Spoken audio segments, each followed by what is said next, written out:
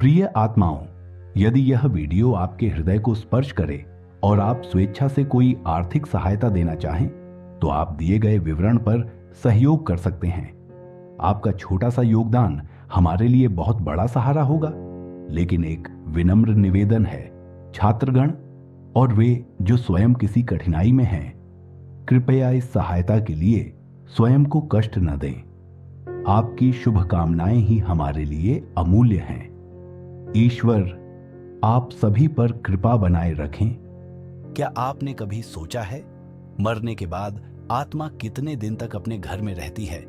क्या सच में आत्मा 13 दिन तक घर में घूमती रहती है? क्या आत्मा अपने परिवार को देखती है, सुनती है, रोती है? और सबसे डरावनी बात, क्या आत्मा को पता चलता है कि वह मर चुकी है या नहीं? आज जो मैं बताने वाला हूं वो धर्म, विज्ञान, योग और तंत्र शास्त्र चारों का मिला जुला सच है। और यह सच इतना गहरा है कि सुनकर आपकी सोच हमेशा के लिए बदल जाएगी। जब किसी इंसान की मृत्यु होती है तो आम लोग सोचते हैं कि सब कुछ खत्म हो गया, शरीर मिट्टी में मिल गया और कहानी समाप्त। लेकिन सच इससे बहुत अलग है। भारतीय आध्यात्मिक परंपरा, गरुड़ पुराण, योग शास्त्र और कई संतों के अनुभव बताते हैं कि मृत्यु के बाद आत्मा तुरंत शरीर नहीं छोड़ती। जब प्राण निकलते हैं तो आत्मा कुछ समय तक अपने ही शरीर और घर के आसपास रहती है। उसे यह समझने में समय लगता है कि शरीर अब काम नहीं कर रहा। कई संत कहते हैं कि आत्मा शुरुआत में बहुत भ्रमित होती है। उसे लगता है कि वह अभी भी जीवित है। वह अपने परिवार वालों को रोते हुए देखती है, अपने नाम की पुकार सुनती है, लेकिन जवाब नहीं दे पाती।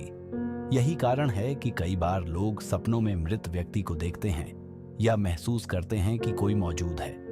माना जाता है कि आत्मा सबसे पहले अपने घर के आसपास मंडराती है, क्योंकि वही उसका सबसे मजबूत भावनात्मक संबंध होता है। वह देखती है कि उसके जाने के बाद घर में क्या हो रहा है, कौन रो रहा है, कौन उसे याद कर रहा है और कौन उसे भूल गया है। धार्मिक ग्रंथों के अनुसार मृत्यु के बाद आत्मा 13 दिन तक पृथ्वी लोक में रहती है। इसी कारण हिंदू धर्म में 13 दिन का शोक और कर्मकांड होता है। इन दिनों आत्मा को धीरे धीरे यह एहसास होता है कि उसका शरीर खत्म हो चुका है और अब उसे आगे की यात्रा करनी है। यही कारण है कि पिंडदान, तर्पण और श्राद्ध जैसे कर्म किए जाते हैं ताकि आत्मा को शांति मिले और वह आगे बढ़ सके। लेकिन यह भी कहा जाता है कि अगर किसी व्यक्ति की मृत्यु अचानक, दुर्घटना या आत्महत्या से हुई हो तो उसकी आत्मा ज्यादा समय तक भटक सकती है, क्योंकि उसे अपनी मृत्यु स्वीकार करने में कठिनाई होती है।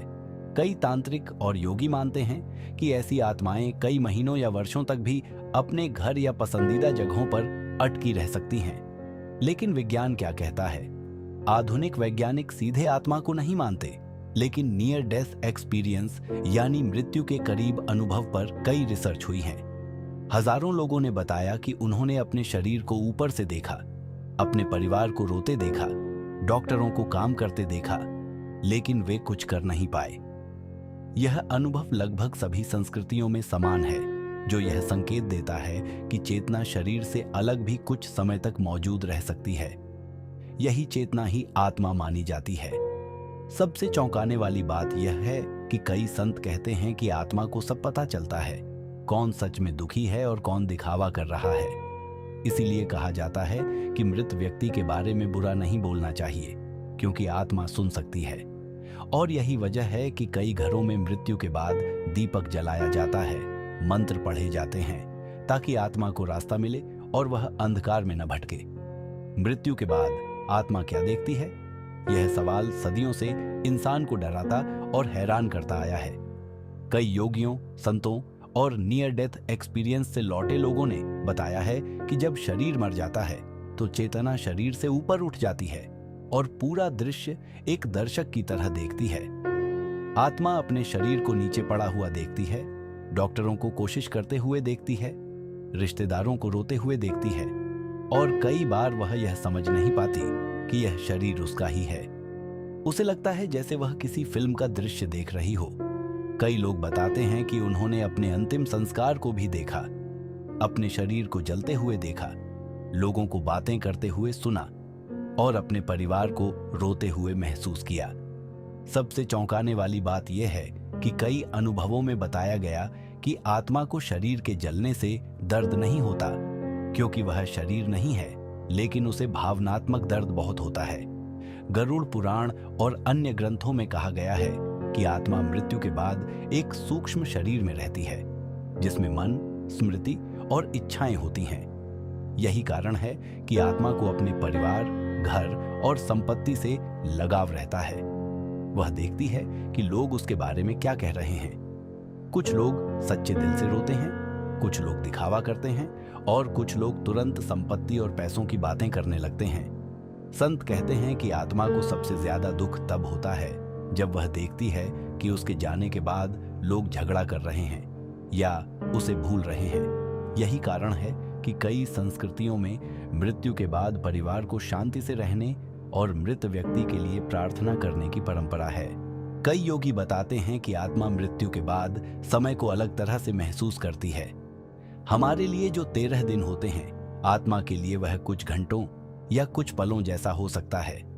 आत्मा को एक तरह से जीवन की पूरी फिल्म दिखाई जाती है। उसके अच्छे और बुरे कर्म, उसके शब्द, उसके कर्म और उसके विचार। यही कारण है कि कई लोग कहते हैं कि मृत्यु के समय जीवन की पूरी कहानी आंखों के सामने घूम जाती है। यह आत्मा के लिए एक आत्म आकलन जैसा होता है, जहां उसे एहसास होता है कि उसने क्या खोया और क्या पाया।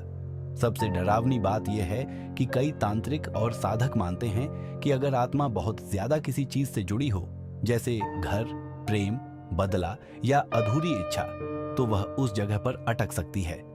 ऐसी आत्माएं बार बार अपने घर, कमरे या पसंदीदा जगह पर लौटती हैं। इसीलिए कई लोग कहते हैं कि उन्होंने मृत व्यक्ति की उपस्थिति महसूस की, आवाजें सुनी या सपनों में उन्हें देखा। वैज्ञानिक इसे मनोवैज्ञानिक कारण मानते हैं, लेकिन आध्यात्मिक परंपरा इसे आत्मा की उपस्थिति मानती है। मृत्यु के बाद आत्मा कहां जाती है, यह सवाल इंसान को हमेशा डराता रहा है। हिंदू धर्म के अनुसार 13 दिन तक पृथ्वी लोक में रहने के बाद आत्मा की यात्रा शुरू होती है। गरुड़ पुराण में बताया गया है कि आत्मा को यमदूत लेने आते हैं और उसे यमलोक की यात्रा पर ले जाते हैं, जहां उसके कर्मों का लेखा जोखा होता है। कहा जाता है कि हर इंसान के अच्छे और बुरे कर्म एक सूक्ष्म रिकॉर्ड में दर्ज होते हैं, जिसे चित्त या कर्म खाता कहा जाता है। यमराज को अक्सर एक डरावनी आकृति के रूप में दिखाया जाता है, लेकिन आध्यात्मिक दृष्टि से यमराज कोई राक्षस नहीं, बल्कि न्याय का प्रतीक है, जो आत्मा को उसके कर्मों के अनुसार आगे की यात्रा पर भेजते हैं। स्वर्ग और नरक को लोग अक्सर भौतिक जगह समझ लेते हैं, लेकिन कई संत और योगी कहते हैं कि स्वर्ग और नरक पहले आत्मा की चेतना की अवस्था होती है। अगर आत्मा ने जीवन में प्रेम, करुणा, सेवा और सत्य का मार्ग चुना, तो उसकी चेतना हल्की और शांत होती है, जो स्वर्ग जैसी अनुभूति देती है। लेकिन अगर आत्मा ने जीवन में हिंसा, घृणा, लालच और धोखा किया, तो उसकी चेतना भारी और पीड़ित होती है, जो नरक जैसी अवस्था बन जाती है। यही कारण है कि कई लोग मृत्यु के पास अनुभव करते हैं कि वे उज्जवल प्रकाश, शांति और प्रेम महसूस करते हैं, जबकि कुछ लोग अंधकार, डर और अकेलेपन का अनुभव करते हैं। कई तांत्रिक ग्रंथों में कहा गया है कि मृत्यु के बाद आत्मा को विभिन्न लोकों से गुजरना पड़ता है, पितृलोक, यमलोक और फिर अगले जन्म की तैयारी। आत्मा को एक तरह का जजमेंट दिखाया जाता है, जहां उसे उसके जीवन के हर कर्म, हर शब्द और हर विचार का अनुभव कराया जाता है। यह कोई बाहर बैठा हुआ जज नहीं होता, बल्कि आत्मा खुद ही अपने कर्मों का परिणाम महसूस करती है। यही कारण है कि कहा जाता है, कर्म का फल कोई नहीं बचा सकता। सबसे रहस्यमयी बात यह है कि कुछ संत कहते हैं कि आत्मा को मृत्यु के बाद यह भी दिखाया जाता है कि उसने किसे कितना दुख दिया, किसे कितना प्यार दिया और उसके कर्मों का दूसरों पर क्या प्रभाव पड़ा। यह अनुभव इतना तीव्र होता है कि आत्मा को अपने जीवन पर गहरा पश्चाताप भी हो सकता है। कई योगी बताते हैं कि यही कारण है कि कुछ आत्माएं अगले जन्म में अपनी गलतियों को सुधारने के लिए फिर से जन्म लेना चाहती हैं। क्या आपने कभी ऐसे बच्चों के बारे में सुना है जो अपने पिछले जन्म की पूरी कहानी बता देते हैं? ऐसे बच्चे जो अपने पुराने घर का पता बताते हैं, अपने पिछले माता पिता को पहचान लेते हैं और सबसे हैरान करने वाली बात, उनकी बातें बाद में सच भी निकलती हैं। तो क्या सच में मृत्यु के बाद आत्मा फिर से जन्म लेती है? क्या हमारी आत्मा एक शरीर छोड़कर दूसरे शरीर में प्रवेश करती है? और अगर ऐसा है तो हमें अपने पिछले जन्म याद क्यों नहीं रहते? पुनर्जन्म का रहस्य हजारों साल से इंसानों को सोचने पर मजबूर करता आया है। भारतीय दर्शन, वेद, उपनिषद और कई संतों की शिक्षाओं में यह बात स्पष्ट कही गई है कि आत्मा अमर है और शरीर केवल एक अस्थायी वस्त्र की तरह है। जब एक शरीर बूढ़ा हो जाता है या नष्ट हो जाता है तो आत्मा उसे छोड़कर एक नया शरीर धारण करती है। भगवद गीता में भी यह समझाया गया है कि जैसे इंसान पुराने कपड़े छोड़कर नए कपड़े पहनता है, उसी तरह आत्मा पुराने शरीर को छोड़कर नया शरीर ग्रहण करती है। लेकिन यह प्रक्रिया इतनी सरल नहीं होती जितनी सुनने में लगती है। कहा जाता है कि मृत्यु के बाद आत्मा को अपने कर्मों के अनुसार आगे का मार्ग मिलता है। कुछ आत्माएं तुरंत नए जन्म की ओर बढ़ती हैं, जबकि कुछ आत्माएं कुछ समय तक सूक्ष्म लोकों में रहती हैं। यह सब आत्मा के कर्म, इच्छाओं और अधूरे कार्यों पर निर्भर करता है। जिन आत्माओं की इच्छाएं बहुत प्रबल होती हैं, वे जल्दी पुनर्जन्म लेती हैं, क्योंकि उनकी चेतना फिर से भौतिक दुनिया में अनुभव करना चाहती है। दुनिया भर में कई ऐसे मामले सामने आए हैं जहां छोटे बच्चों ने अपने पिछले जन्म की बातें बताई हैं। कुछ बच्चों ने अपने पुराने घरों के बारे में बताया, कुछ ने अपने पिछले माता पिता के नाम बताए और कई मामलों में जांच करने पर यह बातें सच भी पाई गईं। ऐसे मामलों ने वैज्ञानिकों और मनोवैज्ञानिकों को भी चौंका दिया है। कुछ वैज्ञानिक इसे दिमाग की कल्पना मानते हैं, लेकिन कई शोधकर्ताओं का मानना है कि चेतना का रहस्य अभी पूरी तरह समझा नहीं गया है। एक दिलचस्प बात यह है कि जो बच्चे पिछले जन्म की यादें बताते हैं, वे अक्सर बहुत छोटी उम्र में ऐसा करते हैं, लगभग 3 से 6 साल की उम्र के बीच। जैसे जैसे वे बड़े होते हैं, ये यादें धीरे धीरे धुंधली हो जाती हैं और अंततः गायब हो जाती हैं। आध्यात्मिक परंपरा कहती है कि यह प्रकृति का नियम है, ताकि नया जीवन बिना पुराने बोझ के शुरू हो सके। अगर हर इंसान को अपने पिछले जन्म की हर बात याद रहे तो जीवन बहुत कठिन हो जाएगा। लेकिन कभी कभी कुछ आत्माएं इतनी गहरी भावनाओं या अधूरे कामों के कारण पिछले जन्म की छाप लेकर आती हैं। यही कारण है कि कुछ लोग बिना सीखे ही किसी कला में निपुण होते हैं। कुछ लोगों को किसी जगह से अजीब सा जुड़ाव महसूस होता है और कुछ लोगों को बिना कारण कुछ चीजों से डर लगता है। कई आध्यात्मिक शिक्षक कहते हैं कि यह सब पिछले जन्म के अनुभवों की छाया हो सकती है। लेकिन यहाँ एक और रहस्य छिपा है। क्या आपने कभी सोचा है, मृत्यु के ठीक उस क्षण क्या होता है जब आत्मा शरीर छोड़ती है? क्या इंसान को उस पल दर्द होता है या एक अजीब सी शांति महसूस होती है? और क्यों कई लोग मरने से पहले ऐसी चीजें देखने लगते हैं जो बाकी किसी को दिखाई नहीं देती? जब किसी इंसान की मृत्यु का क्षण करीब आता है तो शरीर धीरे धीरे अपनी शक्ति खोने लगता है। सांसें धीमी हो जाती हैं, दिल की धड़कन कमजोर पड़ने लगती है और इंद्रियां एक एक करके शांत होने लगती हैं। आध्यात्मिक ग्रंथों में कहा गया है कि उस समय आत्मा शरीर से अलग होने की तैयारी करती है। कई संत बताते हैं कि आत्मा शरीर के सूक्ष्म केंद्रों से होकर ऊपर उठती है और अंत में शरीर को छोड़ देती है। इसी कारण कई बार मृत्यु से कुछ क्षण पहले इंसान का चेहरा अचानक शांत और हल्का दिखाई देने लगता है, जैसे किसी गहरे बोझ से मुक्ति मिल गई हो।